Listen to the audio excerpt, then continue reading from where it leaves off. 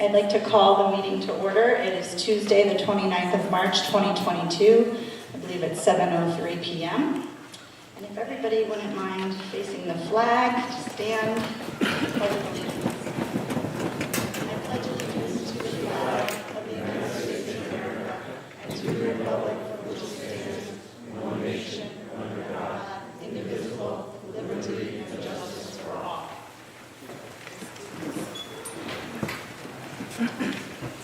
All right, so I believe we have to go ahead and call a moderator for the meeting. Are there any nominations from the floor for a moderator? Yes, ma'am. I nominate Will Meikle. Will Meikle got a nomination, and there's a second. Okay, any discussion? No? I'm sorry, ma'am, was that also a nomination, or are you, okay. Any other nominations? All right. Our moderator tonight will be Mr. Meikle. Thank you very much. Without further ado, I'd like to turn it over to you, sir. Thank you, Tara. Good evening, everyone. So tonight we're going to talk about a few things. So just to recap before we get started, we're going to talk a little bit about the American Rescue Plan and an approval of an appropriation there. Secondly, we're going to talk about our capital plan and, more importantly, setting the date for the referendum for that capital plan approval. And then thirdly, after this first half of the meeting, the Board of Finance is going to hold a public hearing on the overall budget for the town. Okay? So as it relates to this special town meeting, is there a motion to waive the reading of the call of the meeting? So moved. I'm sorry, who's it? Ron Jaffe. Can I have a second? Name, sir? Bosio. Okay. Any discussion? All right. All those in favor? Aye. Great. Motion passes. So our first item of discussion this evening is related to the appropriation of the American Rescue Plan Act and the projects that the town wants to approve here. So with that, I'm going to turn it over to Tara to walk us through the details of that.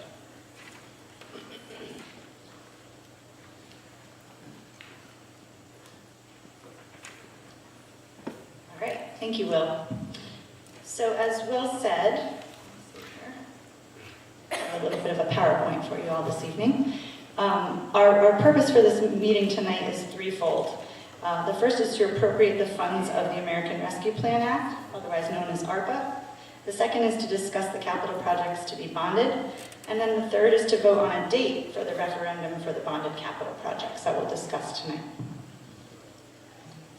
And more on the agenda, just to break it down. Obviously, first we'll be having this town meeting, which will cover what I just stated. And then primarily ARPA and bonded capital, and then immediately following, the Board of Finance will present all else through a public hearing. So getting down to ARPA, just to give you a little bit of background on where we've come from. The federal government, as part of pandemic recovery, allocated $350 billion to the through the government, and of those funds, they have to be allocated by the 31st of December 2024, and then spent by 31 December 2026. There were a whole bunch of rules that were established by the Treasury, and then there were reporting requirements that were established, and they established how the funds and the expenditures would be audited. They came up with a whole bunch of categories for use, which include lost revenue, supporting public health and economic response through and post-COVID, and then to provide workers some premium pay, and then another category to invest in water, sewer, and then broadband infrastructure. So that's where we came from with the establishment of ARPA. As ARPA pertains to Brookfield, we were allocated the amount listed in the first bullet, just over $5 million. And last summer, the Board of Selectmen established the ARPA Ad Hoc Committee. And they were charged with receiving proposals and public input. They had a whole panel of members from across the boards of finance, Board of Ed, the MDC, the EDC, Parks and Rec, and then community members writ large. They developed their criteria and evaluation tools, they took surveys from the residents, and they even hosted a public forum, and then they ranked each proposal.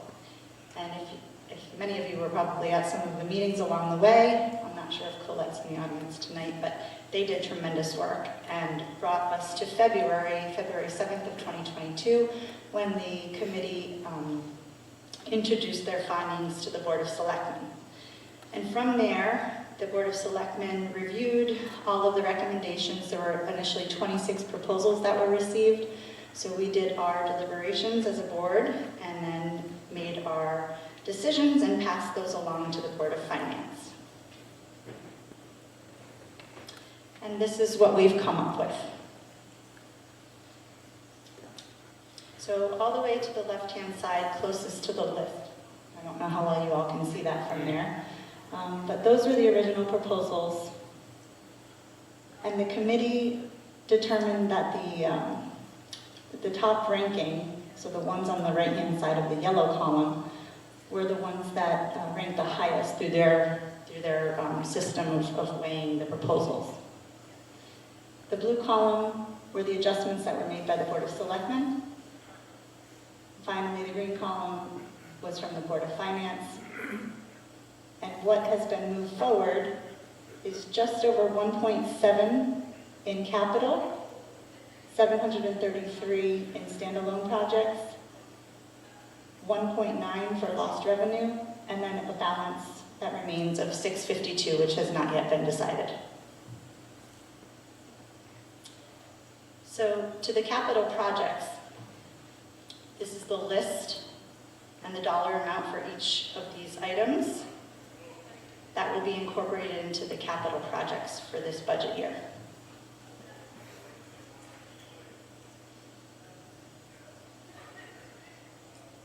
And these are the standalone projects that we'll be looking to vote on this evening in order to get them out and moving along and distributed across town for all of these purposes.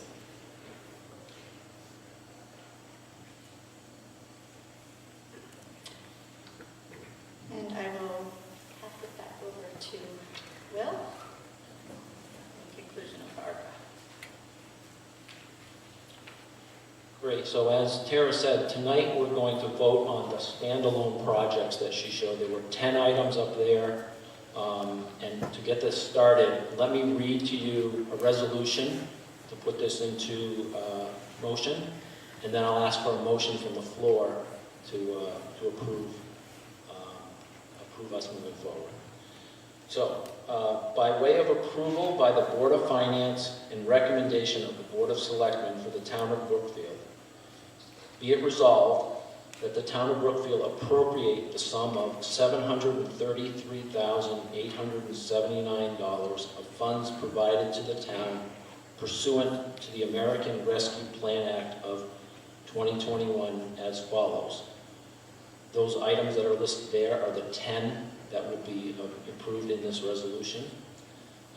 Could I have a motion from the floor to approve this resolution? So moved. Jean Hartnett. Could I have a second? Betsy? Is there any discussion? Yes. Andy? Yeah, hi. Andy, can you come up to the mic and just name? Oh, sure. Yeah. Please say your name, your street address.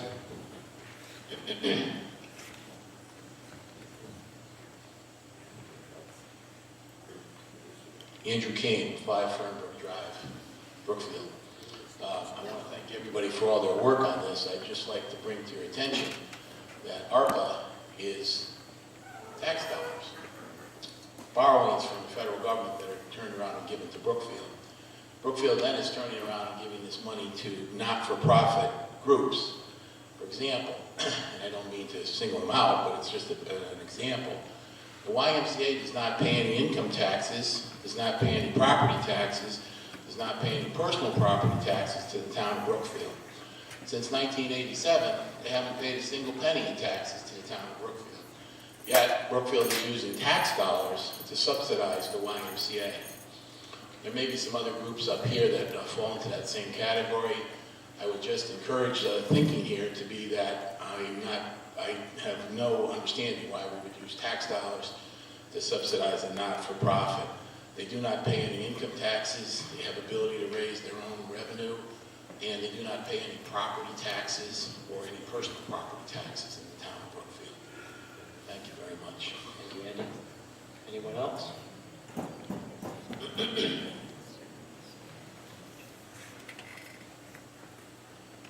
Jim Fisher, 12 Airmont Circle. I'm in favor of this. I wish that the dollar amounts were more. My one concern is with the fire department stipends.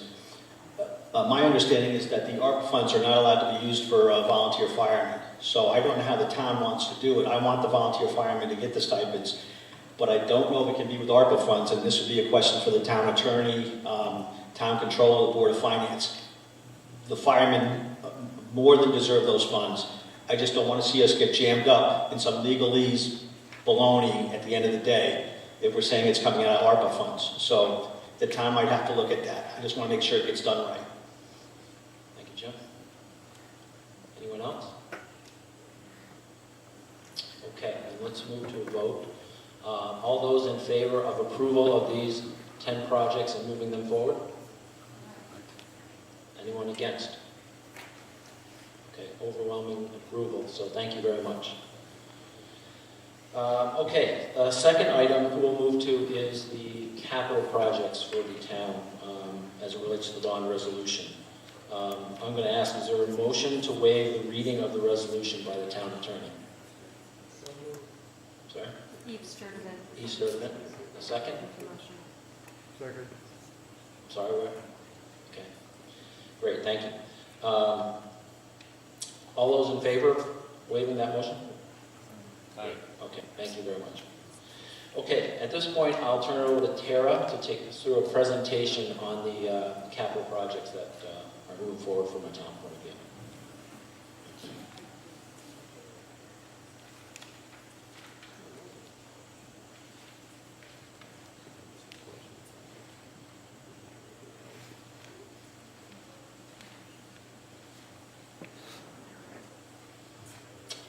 Okay, so back to the fall of last year, the previous administration, the Board of Selectmen established an ad hoc capital committee. As many of you know, the charge of the capital committee was to review the submissions for the 2022-23 budget year. And these people on the capital committee consisted of members of the Board of Finance, the Board of Ed, the Board of Selectmen. And then in December, the Board of Selectmen added me as their representative to the committee. And we met December through January. We reviewed every single capital project that was requested, regardless of the source of funding.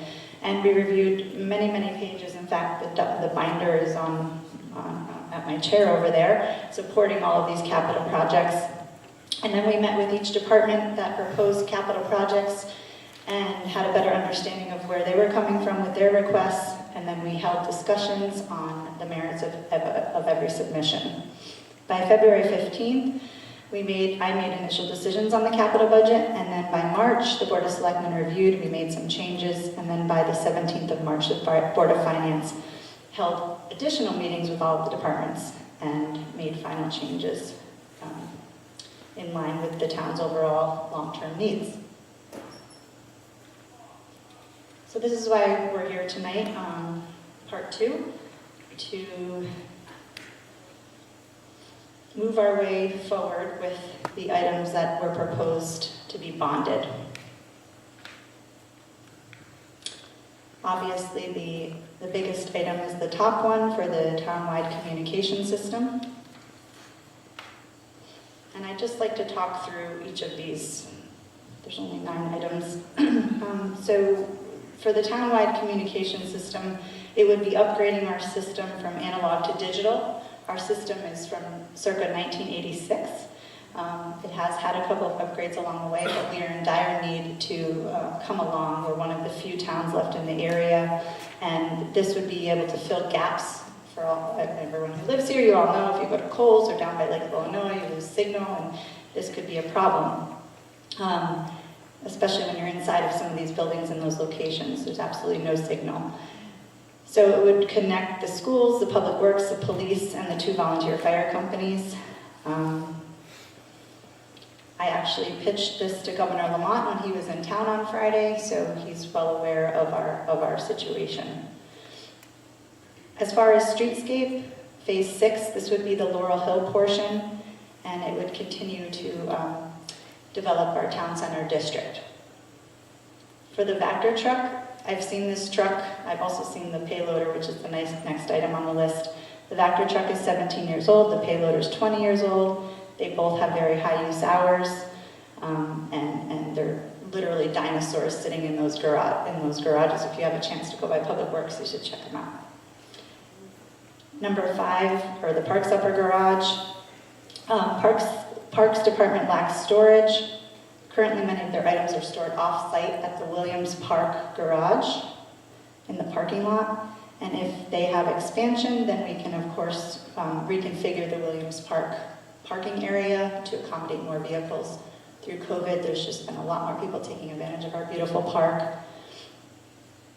The BHS ball field. So I grew up playing ball on that field, and it was soggy then, and it's soggy now. And it literally floods, and it's time we do something about those fields. It's caused frequent disruption to scholastic sports, and it's just been an ongoing issue decade after decade. The tennis courts are in desperate need of repair. There is $275,000 in reserve to fund the tennis court replacement toward a $466,000 price tag, of which the town would pay $191,000 this year. Those courts are not only used by the Brookfield High School students, but for PE classes and Parks and Rec, and then of course the general public. As for the paving and concrete at the high school, this will continue the sidewalk and the parking lot project in front of the main entrance of this building. And then I don't think I need to say much about the Wiskaneer walls. If you just take a drive down the road, you can see that they are also in desperate need of repair. And that cost estimate is anywhere between $500,000 and $700,000 at the moment. And it keeps getting more expensive. I'm going to turn it back over to you. Thank you. Thank you, Tara. Okay, at this point, we're going to open up to the public for any discussion or questions that you may have as it relates to this capital project plan that we move forward. Anyone have any questions or comments that they would like to make?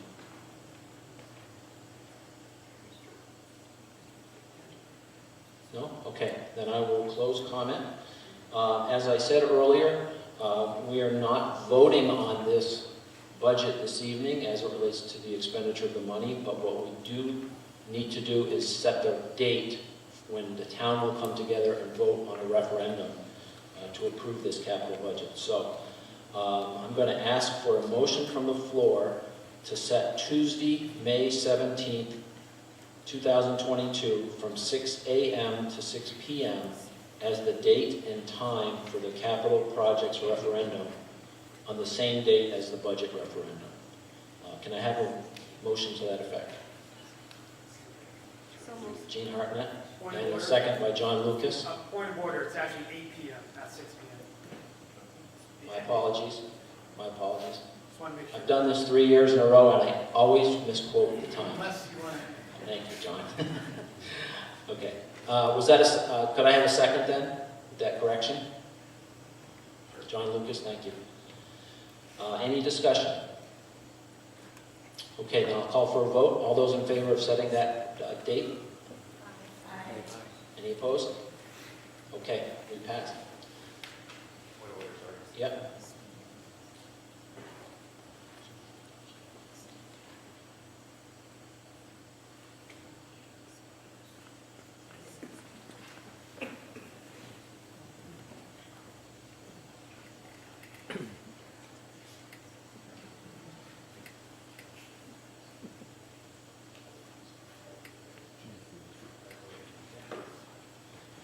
Okay, thank you. We're going to go back on one item that wasn't handled at the time.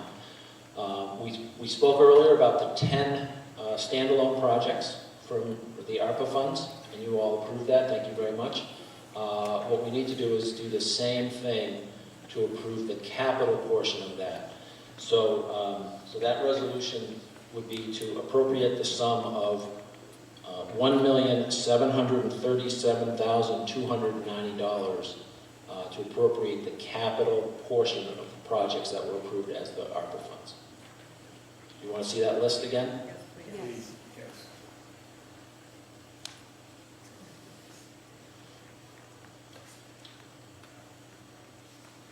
So could I have a motion from the floor to approve that resolution and approval of that? Betsy, thank you. A second? Second. That is, hi Andy, thank you Andy. Okay, any discussion? No? Then I'll ask for a vote. All those in favor of approving this list of capital projects against ARPA? Any opposed? Great, thanks, passes unanimously. Thank you very much. Thank you. Could I have a motion to adjourn this special town meeting? No, you want to stay? Motion adjourned. Andy, thank you. A second? Recommended. All right, all approved. Was that you? Were you Yes. second? Yes. We did it. You're Oh, welcome. we did it, yeah, we did it. Hey. Yep. Okay, all those in favor? Great, thank you. This meeting is adjourned, and at 7:30, in just a few minutes, the Board of Finance will start its public hearing on the budget. Thank you.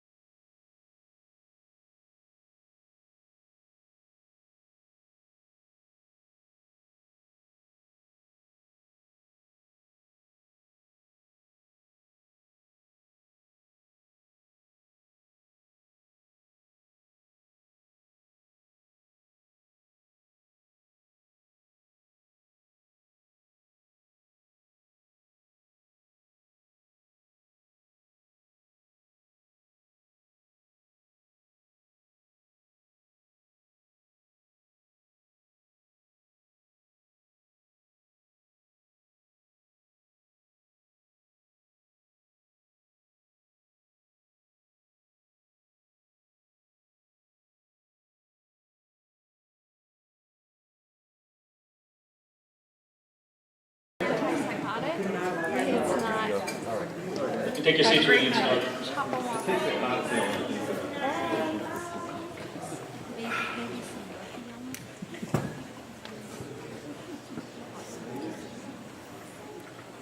All right, part two, this is the Board of Finance public hearing on the proposed budget. My name is Dan DeGorsitz. I'm a member of the Board of Finance, and my colleagues and friends have nominated me to give this talk, so I'm happy to do so.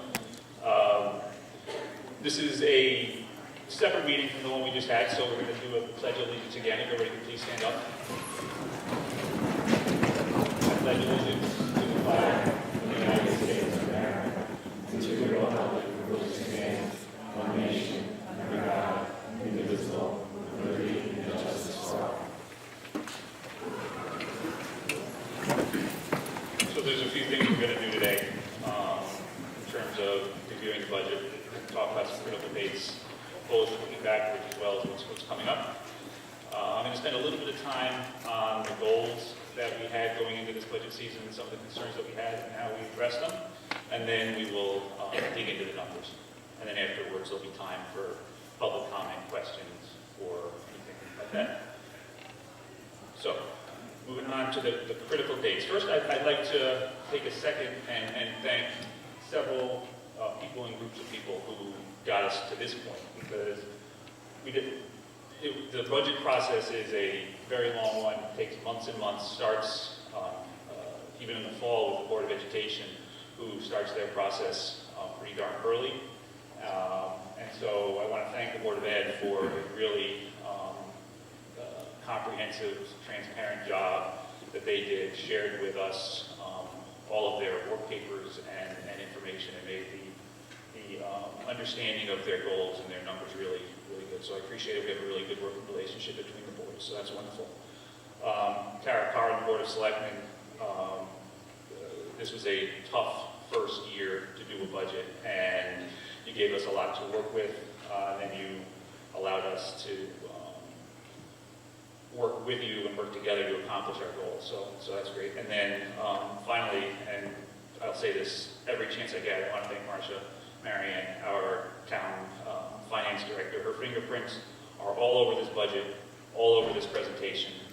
Anytime there's a question on anything, Board of Ed, First Selectman, Marcia had the answer. If she didn't have the answer, she came back the next day with the answer to that question, and the next three that we hadn't answered. So couldn't be luckier that didn't happen. So that's where we are today. So today we're having a public hearing. We have the ability, as a Board of Finance, based upon comments here or changing circumstances over the coming weeks, to adjust this budget. By the 19th, any future public hearings have to be completed, and then we submit the final budget for referendum to the town clerk by April 23rd. There'll be the annual town meeting, similar to what was just had, to set the date for the referendum for the operating budget, which will most likely, we're assuming, will be on that May 17th, the third Tuesday of the month. And then, assuming it passes by June 1st, the Board of Finance sets the mill rate that is established in that budget. So, I promise that I won't stand up here and read a lot of slides to you, but this statement I want to get right, because I worked on it pretty hard. So the goal of this Board of Finance, the 6 people representing you now, is to provide for the annual funding needs required to properly run town and school operations, while also concentrating on the town's long-term financial health, all in an efficient and affordable manner for the benefit of all taxpayers and stakeholders. That's a broad statement, and we'll get into pieces of that in a minute. So the operating budget is for a year, but we look at it as more of a short-term, medium-term, and long-term in terms of our goals of what we need to accomplish and what we're planning for. We're heading into a really important 3 or 4 year period in the town, as I'll get into, for a number of different reasons. And planning for that was as important to this budget process as this individual years, and we'll talk about that in a minute. So we broke the goals down into short-term, medium-term, and long-term. Like I said, primary responsibility and goal is to provide the proper funding to continue the excellent services of the town. This year we also had some one-time or non-recurring revenues that we talked about earlier with the ARPA, and there's a few others that we spent a lot of time determining the most appropriate and responsible and strategic ways to apply those one-time or non-recurring revenues. Over the medium term, the goal is to continue to increase the use of cash capital to reduce the dependency on debt. It's been a goal for many years, and we're moving in the right direction, but we still have work to do. And to plan for future known needs by funding capital reserves and funding our long-term liabilities. The worst thing we can do is have a great budget this year, but know that we have a cliff that we're heading into in the future. So we spent a lot of time determining what those needs were going to be. And then over the long term, which is of particular importance to me, try to leave something in better shape than you found it, is to use best practices to maintain and grow the general fund balance and to grow into our large debt exposure over time. As always, it seems like every year we say this, but every year is a tough budget year. This one's no different. So there's obviously concerns and constraints that we had to consider as well. No secret that we're in a period of rising costs and inflation that we have to take into account. We're not new to that. We have fuel costs, we have energy costs, we have salary costs that are all affected by inflation. The total town debt obligations and a 3 to 4 year spike in annual debt service requirements. I think probably everybody in this room and hopefully listening online is aware that we've been talking about a debt bubble that's been coming for some time since we approved the new school, and we're in the beginning of it now, so we're working through that. Clarity on near-term areas of investments and a proper strategy for application of the ARPA funds, which I think we collectively did a good job with, and Tara presented earlier. So I'm just going to take a couple of minutes, I won't take a long time, I promise, to dig into a few of these points, and then we'll dive into the actual numbers. So once again, providing for the funding of the town and the schools to thrive is the primary goal of the operating budget. And that includes the school, includes public safety, includes culture and recreation, includes the town hall administration. All of those require proper funding, and everybody has their own individual most important aspects, but it's our job to balance all of those out to make sure that every aspect of the town government is properly supported. At the same time, making selective new investments to advance strategic goals across the board. So how do we meet this? We work really closely with the various departments, the Board of Ed, First Selectmen, the Board of Selectmen, fire and police leaders, department heads, and in a lot of situations, we work collaboratively where we ask them for help in terms of maybe finding additional areas that they might be able to trim expenses in the short term, or using funds that in their disposal. The police has certain funds, the fire department has certain funds that can be utilized for needs. And wherever possible, we work together to cooperate on funding their needs. And then once those sources were exhausted, we restored and made sure that they were properly funded and fully funded. We began work on 3-year plans across all of these major functions to make sure that we know what's coming. And we maintained our contingency of 0.5% of the total budget per the recent policy that was drafted, just to make sure that we have the flexibility to fund unplanned expenses or manage inflation during the course of the year.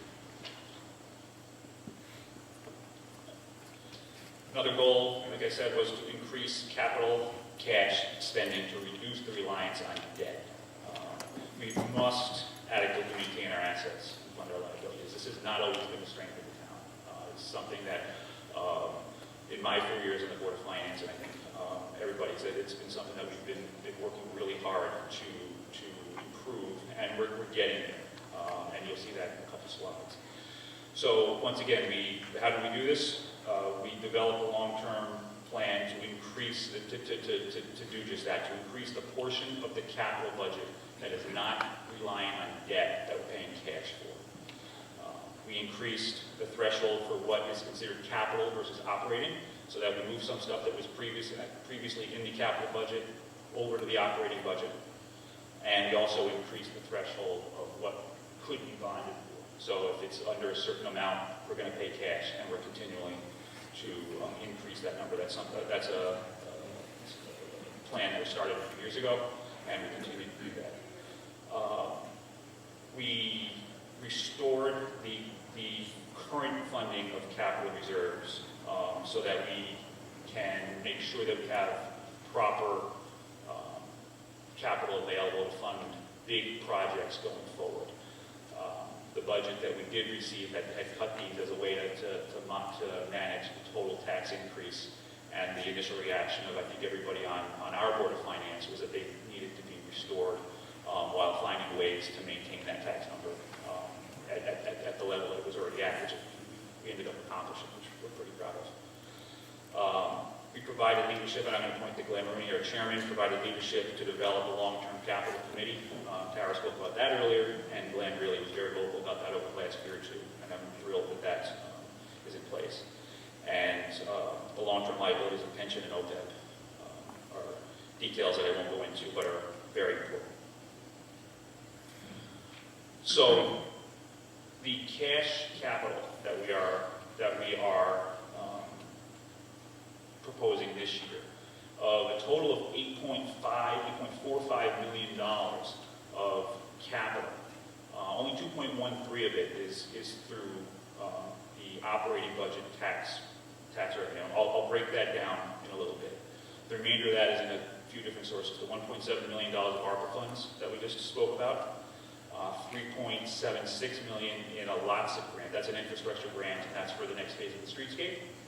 And then about $800,000 from some of those other sources that I talked about, where we were able to work collaboratively with the town and the departments to find other sources to fund specific capital needs of the police or other places. So this is a good number. And then finally, the last goal I'll dive into is the fund balance. And this is critical. This is really important, and it's one that is boring to a lot of people, but is crucial to the health of the town. We must continue to fund to maintain that fund balance and grow that balance so that we keep pace with our AAA peers in the state, and to keep pace with ever-changing and ever-rising requirement for rating agencies to keep that rating. So the fund balance is we talk about rating agency needs for the fund balance, and that's true. Keeping our AAA rating has allowed us to optimize our debt, optimize our interest, and reduce as much as possible the interest costs for our bonds and for the school. But that's only one piece, and it's really in a vacuum. The fund balance allows for the flexibility and the protection that the town needs to be able to operate their working capital and use cash for things that it might not have the ability to do so. So the fund growth has allowed us not only to optimize our borrowing, but also create best practice work for the finance department, which is great. We prioritize this every year, and this year is no different. And the finance department has recently authored, and we commented on general fund policy so that we can continue to sustain that growth. So we're getting in decent shape there. I'll show you a chart here in a minute, right now actually. So this is a graph of our fund balance over a period of time, over about a 10-year period. You can see earlier it was being grown, and then in 14, 15 took a dip and needed to be replenished for a number of reasons. And over the last 5 years or so, it has continued to grow. The rating agencies continue to move the goalposts on us. What used to be a 10% goal grew to a 15% goal, and is now, an 18 and probably growing to a 20% goal. So this is something that, while we are improving, we are still chasing. We're currently right around 15% as of the end of Q1. The 2022 books, when we close them, should have a surplus, and we should be able to continue to add to that. We will see. So this is good, but we are not there yet. We're not where we need to be, and we need to continue to prioritize this so that we can do all the things that I spoke about before. We're currently, of the AAA towns in Connecticut, we're currently 8th out of 29 according to data that Marshall pulled, so I believe it. In terms of fund balance percent, at a shade under 15%. Like I said, the goal is 18%. So I think it's the kind of the Guilford New Canaan is kind of the line of demarcation that we want to try to get to in terms of fund balance. How do we do that? We have to continue to hopefully operate with surplus and continue to be disciplined and follow our policy to continue to grow this and get there. All right, that's the end of the speech. Now we'll go into some of the numbers. All right, so what are we proposing? We're proposing an expense budget of $77,746,649. That's broken down, as you can see here, I won't read all the numbers, town operations, Board of Ed, debt service, and capital, as you see here. There's copies of this presentation, copies of the detailed budget at Town Hall online for anybody that wants to examine it. The majority of the increases for both the town and the Board of Ed in this budget are driven almost entirely by contractual or equivalent salary increases. That's just a fact. So, and can't be budged. The contract's what it is.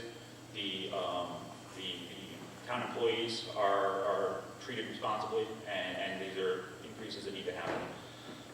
The first selectman in the budget that she presented to us made across-the-board cuts in many discretionary items, travel, training, things like that. And while not a permanent solution, certainly appropriate in this time of inflation and debt bubble. So costs that were appropriately cut from town department head requests. Digging in a little more detail on each of these in terms of the town operations. General government, like I said, driven almost entirely by salaries. There's not much else in there at all. The public safety increase was for police car camera upgrades and other new mandates that the new captain discussed with us. Public safety, with the growth in the town, we need a new shift in the EMS department. So that's just something that have to fund that growth. That's important for the public safety. Culture and recreation. Some of that increase is the moving items from the capital budget to the operating budget. That's a portion of that increase, and there's also a very small increase in the library budget. Important that there are zero new initiatives or operational changes in this. This is really very much a status quo. The town's operating okay. Let's continue it, and this is what it costs. The education operations, again, the increase, once again, overwhelming majority of the budget driven by several things: contractual salaries and benefits, transportation, and state mandated requirements, especially. That is a huge majority of that budget. There's a very small piece of their budget and their increase this year for new initiatives and new investment. Some of that has been funded by grants that is going to cover these costs over a several-year period, and we are working with them to layer in those. They work with us. They have a good plan on how to fund those and how to layer in that grant money. But it's a very small piece of the budget right now, and we have a good handle on what that investment dollar amount is going to be over the next several years. Debt service. This is the debt bubble that I was talking about. You see how the debt service costs have increased over the years, which, again, when you approve a new school, which was the right decision and was sorely needed, once it's built, you got to start paying for it, and that's what we're starting to do. So this year's debt service includes all of the interest on the bonds that were taken out for the schools. And then over the next couple of years, we'll begin paying principal on those bonds, which will continue to increase the debt service costs. And then it'll level out and come down as older bonds come off the books. Important, and again, something that is subtle but is critical is this last bullet. that we no longer are in need of issuing bond anticipation notes to fund short-term working capital or capital needs. And the reason for that is because we have a general fund that is appropriately sized. Without that general fund, we have to borrow short-term, which is very inefficient and would further add to this year's and future years' debt service costs. So that's, when I say general fund and it's efficient, this is a perfect example as to one.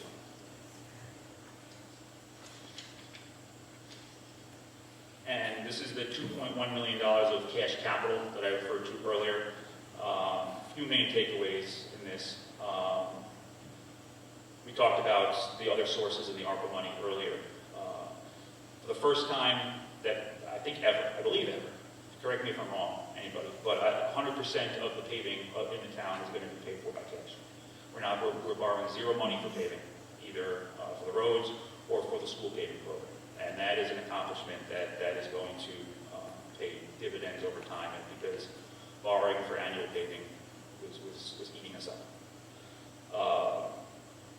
On top of that, that's most of what this budget is, quite honestly. We have an annual vehicle replacement schedule for police and town vehicles that we're executing.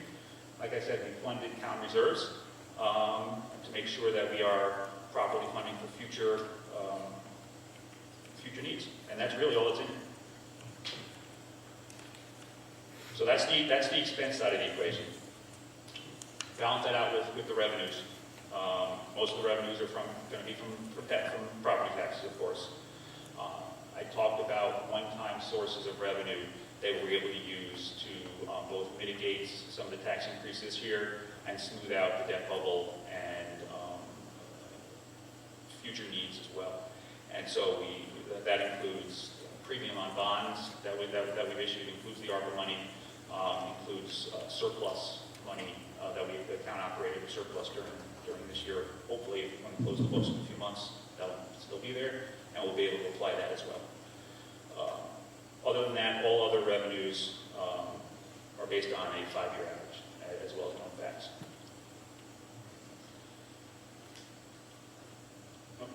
So what does that mean for the mill rate? Normally, you look at the expenses, you balance out the revenues, here's the tax bill, here's the mill rate, and that's the increase. But this year we had a rebound. So it's a little bit more complicated to digest what is being discussed. So I want to take a second to try to explain it as best I can. So just to remind everybody, this might sound simplistic, but taxes, your individual's taxes are your assessed property value times whatever mill rate is set divided by 1,000. That's your tax bill. In 21-22, this past year, the mill rate was 30.10. So 30.10 divided by 1,000 multiplied by your prior assessment was what your taxes were. Then during the course of 2021, the revaluation process happened as required by the state. And on average, the property values in town increased by approximately 20%. When the property value goes up, mill rate goes down, just math. So the equivalent mill rate, take that 30.10, apply the new valuations, don't take the budget into account yet. The equivalent mill rate from last year, post-reval, is 25.09. If you took the 25.09 and applied it to your, now I'm getting myself confused, to your, I'm going to skip that to them. All right, so 25.09 is the baseline that you should have in your head as the last year's mill rate on the post-reval equivalent. What we're proposing this year is a 3.15% increase to that, or 25.88. That 3.15% is driven by all the stuff that I spoke about for the last, I'm guessing it's going to happen. That 3.15%, again, normally everybody gets the same tax change. This year, that's not going to be the case. It's going to be based on your individual home's change in valuation. If your assessment was greater than 20%, you're going to have a bigger piece of that tax burden. If your change was under 20%, you're going to have a smaller piece. But the town is collecting 3.15% more in total taxes. The burden is just being reallocated based upon that new valuation. And this is just a numbers representation of what I just described. And And that is my presentation, and we now open it up to public comments and questions. And I ask the Board of Finance to come back with an answer.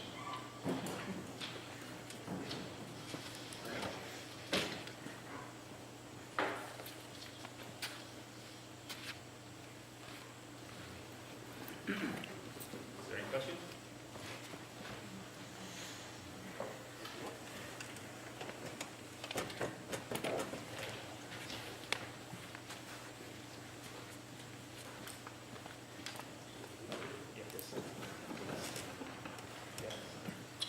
Michael Del Valle. I just have a quick question. Was the town able to pre-buy fuel oil for all the public buildings at last year's prices? Terry, Yeah, no, we haven't set that yet. We're waiting until June. And that is, if Mark, you want to speak to that? Question, Marshall? We have a great contract that was based on the beginning of COVID in April of 2020. We carried it as long as we could through June 30th of 2022. We'll fill every oil tank that we have, but we don't have a fixed fee yet for next year. Okay, thank you. any other questions, comments?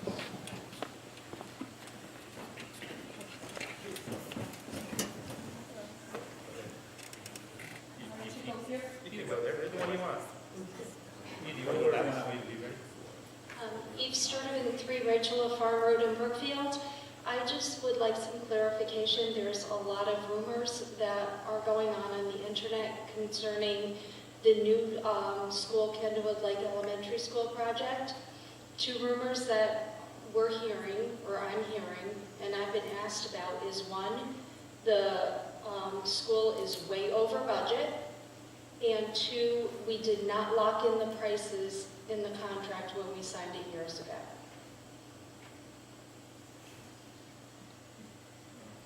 So I'll take a stab at that. From what I understand, we are coming in under budget, and we're on a trajectory to remain that way. I can speak in recent weeks that I've signed some change orders. There are some supply issues as far as price changes on different items. For example, the cubbies. We can't get the wood from Russia because of the sanctions. So, there's kind of ebb and flow with some of these prices. What was the second question? The second question is, okay, so you have verified that we're not running over budget. That's appears to be a rumor. And that we are under budget, which is what I've always understood it to be. The second part of the question was, did we lock in the prices for the materials when we signed the contract? Great questions, Eve. So John Rule, Superintendent of Schools, just confirmed, I double checked with Marcia. At this point, I believe we're approximately $3 million under budget on the project. And all contractors and work was signed off on long before the inflation, and those contractors agreed to those agreements. And so we're not expecting any rises in costs or things like that. The contractors have to deal with any increases they may have, but we've agreed as a community on what we're paying. Terrific, thank you so much. Yeah.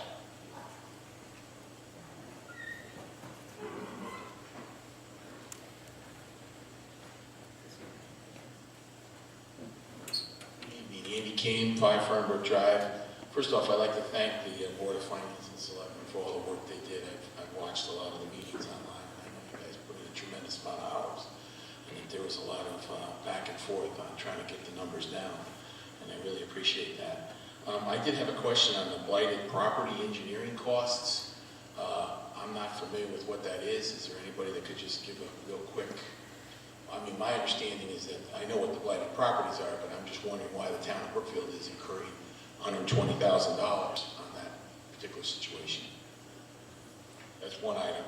The other thing is I was wondering if all of this budget passes and goes through, where will that put Brookfield in terms of total debt compared to other towns? I saw an analysis, and if it's in part of the package, that was handed out. I missed it.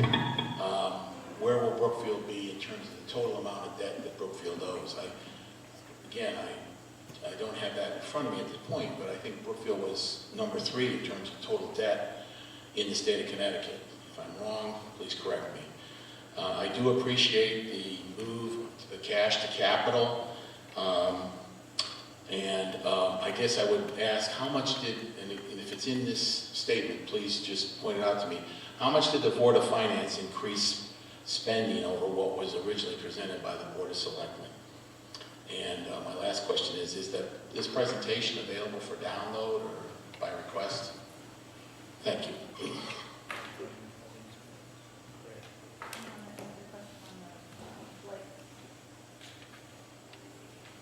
With respect to the blighted properties, I learned all this from Steve, that if we sell a property, it has the blight that moves with it.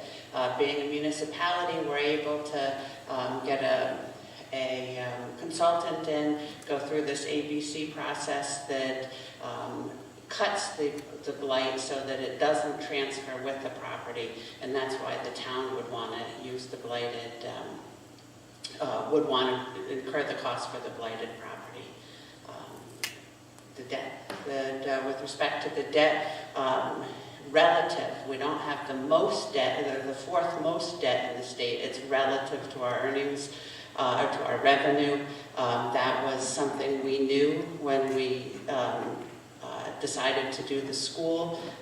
We had a lot of debt out there, and that's why the Board of Finance, because we were bonding for small things, and that's why the Board of Finance has been working so hard on the discipline to discontinue that practice.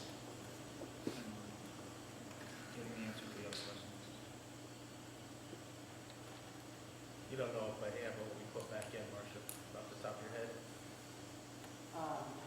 Our adjustments for on the main.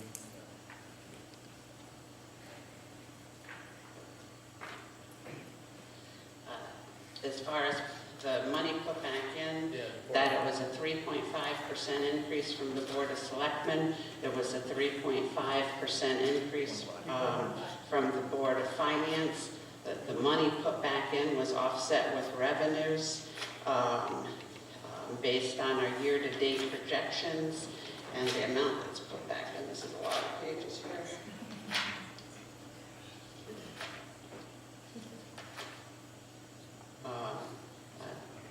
$228,000 was put back. Oh no, sorry, that's just operating. And reserves. You put in reserves. And OPEB. $261,000 was put back in.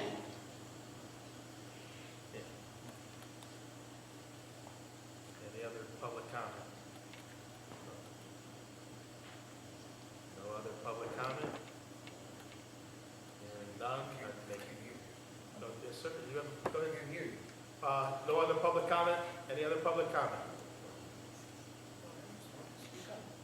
Hearing none, I'll make a motion to adjourn. All those, or second? I'll second. All those in favor? Aye? Thank you. Thank you.